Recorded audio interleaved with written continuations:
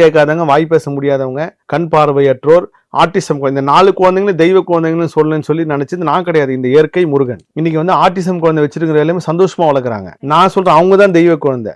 நீங்க மட்டும் அந்த குழந்தைய அக்செப்ட் பண்ணி சந்தோஷமா வளர்க்க ஆரம்பிச்சிட்டீங்கன்னா உங்களோட அடுத்த பிறப்பும் சரி, இந்த பிறப்பும் சரி, எல்லாமே உங்களுக்கு இயற்கை வந்து ஆதரவா மாத்தி கொடுக்கும். எப்ப நீங்க அதை வந்து ஒரு சாபமா நினைச்சு, ஐயோ என் குடும்பத்துல ஏதோ ஒரு பெரிய சாபம் இருக்கு, அதான் இந்த மாதிரி குழந்தை போறது நினைச்சுக்கிறீங்களோ, அதை விட ரொம்ப மோசமா போயிடுவீங்க. நீங்க இந்த ஆட்டிசம் குழந்தை எடுத்தீங்கன்னா, ஒரு 100 குழந்தை இருக்காங்கன்னா 98 பேர் வந்து இந்த பொருளாதார வசதி இருக்கிறவங்களுக்கு தான் அந்த குழந்தை கிடைச்சிருக்கு. இப்போ நீங்க ஒரு பிளாட்பாரத்தில் இருக்கிறவங்களுக்கோ இல்லை வந்து ஒரு பொருளாதார ரீதியா இருக்கிற பகுதியிலையோ இல்லை வந்து ஒரு குடிசை பகுதியில் இருக்கிற ஆட்டிசம் குழந்தை கிடையாது. அப்போ அதுவும் ஏதோ ஒரு தொடர்பு தான். இதுதான் கர்மா ரிசல்ட்ல கண்டுபிடிச்சது. நீங்க குழந்தையே வேணும் செய்கிறவங்களுக்கு தேக்கிறவனுக்கு குழந்தை கிடைக்க மாட்டேங்குது, குழந்தை வேண்டாம் இந்த வசதி இல்லாதவனுக்கு குழந்தை கிடைக்குது. அப்போ இந்த எண்ணமும் இயற்கையும் நம்மளுக்கு சில விஷயங்கள் கற்றுக் கொடுத்துட்டே இருக்கு தினமும். நீங்க அதுதான் இந்த ஆட்டிசம் குழந்தைக்கு வந்து ஒரு சாதாரண